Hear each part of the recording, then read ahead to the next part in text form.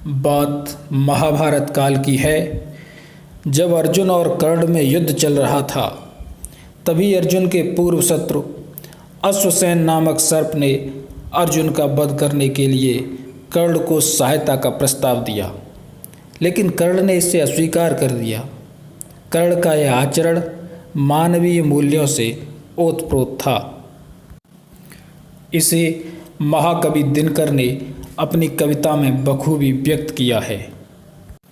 और उस कविता का नाम है मनुष्य और सर्प, जो कि रश्मिरथी का एक हिस्सा है। दिनकर कहते हैं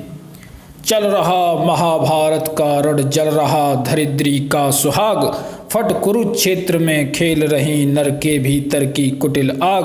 बाजियों गजों की लोथों में गिर रहे मनुज के छिन्न अंग, बह रहा चतुष्पद और द्विपद का रुधिर मिश्र हो एक संग, गत्वर गैरय्य सुधर भूधर से लिए रक्त रंजित शरीर, थे जूझ रहे कौन्तेय कर्ण छड़ छड़ करते गर्जन गभीर, दोनों रण कुशल धनुर्धर नर, दोनों संबल दोनों समर्थ, दोनों पर दोनों की अमोघ थी विशिक व्यष्ट हो रही व्यर्थ। इतने में सर के लिए कर्ण ने देखा ज्यों अपना निसंग, तर्कस में से फंकार उठा कोई प्रचंड विषधर भुजंग, कहता कि कर्ण में अश्वसेन विश्रुत भुजंगों का स्वामी हूँ, जन्म से पार्थ का शत्रु परम तेरा बहुविधित कामी हूँ, बस एक बार कर कृपा धनुष पर चढ़ शव्य तक जाने दे, इस महाशत्रु को अभी तुरंत स्पंदन में मुझे सुलाने दे, कर वमन गरल जीवन भर का संचित प्रतिशोध उतारूंगा, तू मुझे सहारा दे बढ़कर मैं अभी पार्थ को मारूंगा। उसकी इस बात पर कर्ण बोला कि राधेय जरा हंस कर बोला, रे कुटिल बात क्या कहता है, जय का समस्त साधन नर का अपनी बाहों में रहता है, उस पर भी सांपों से मिलकर मैं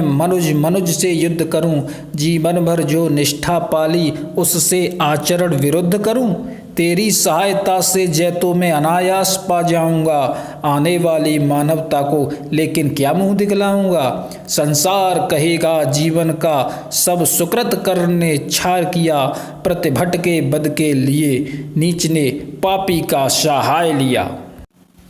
रे अश्वसेन तेरे अनेक वंशज हैं छिपे नरों में भी, सीमित वन में ही नहीं बहुत बसते पुरग्राम घरों में भी, ये नर भुजंग मानवता का पथ कठिन बहुत कर देते हैं, प्रतिबल के बद के लिए नीच सहाय सर्प का लेते हैं, ऐसा न हो कि इन